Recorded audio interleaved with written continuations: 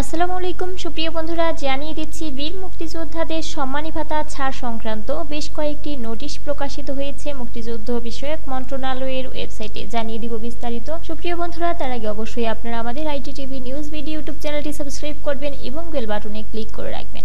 শুরুতেই জানিয়ে দিচ্ছি, জানুয়ারি 2025 সাইকেল 2 মাসের জন্য 160 জন উপকারভোগীর অনুকূলে সম্মানী ভাতা বাবদ 16,37,560 টাকা প্রদানের আর্থিক মঞ্জুরি।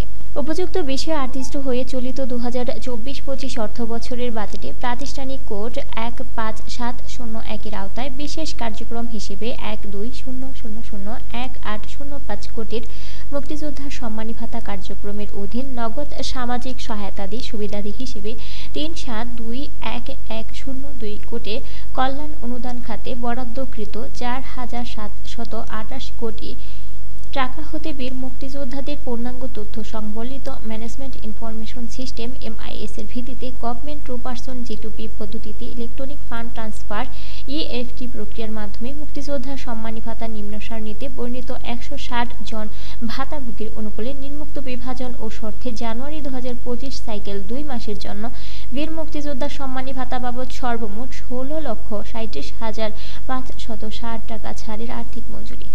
দেখিয়ে দিচ্ছি আমাদের ভিডিও স্ক্রিনে বিস্তারিত কোন জেলার কতজন বীর মুক্তিযোদ্ধার মাঝে জানুয়ারি 2025 মাসে সম্মানী ভাতা অর্থ ছাড়করণ হয়েছে। সুপ্রিয় বন্ধুরা, অবশ্যই আপনারা আমাদের ভিডিও স্ক্রিনে চোখ রাখবেন রয়েছে। এদিকে আরও জানিয়ে দিচ্ছি, ডিসেম্বর 2024 মাসে সম্মানী ভাতা ছাড়করণ হয়েছে 278 জন উপকারভোগীর অনুকূলে। জানিয়ে দিব বিস্তারিত।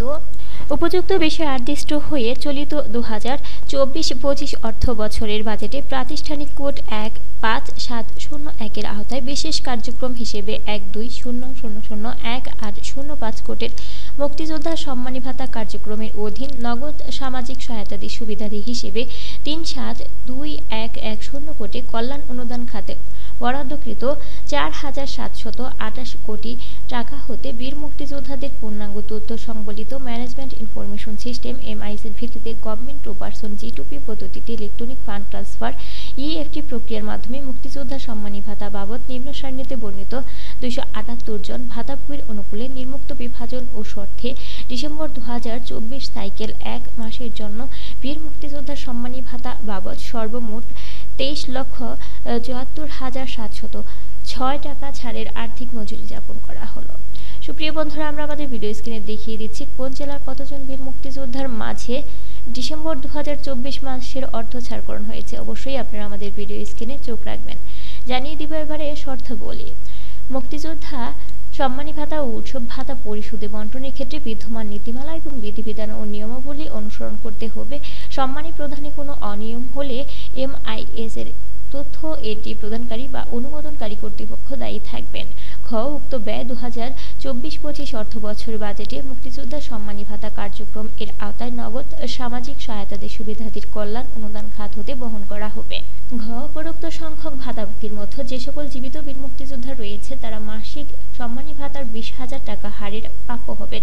অন্যদিকে ভাতাভোগীর মধ্যে যে সকল মৃত বীর মুক্তিযোদ্ধার ওয়ারিশ রয়েছে তারা বীর মুক্তিযোদ্ধার সম্মানী ভাতা বিতরণ আদেশ 2020 অনুচ্ছেদ 8 এর শর্ত অনুযায়ী মৃত মুক্তিযোদ্ধার জন্য বরাদ্দকৃত মাসিক 20,000 টাকার আনুপাতিক অংশ প্রাপ্য হবেন।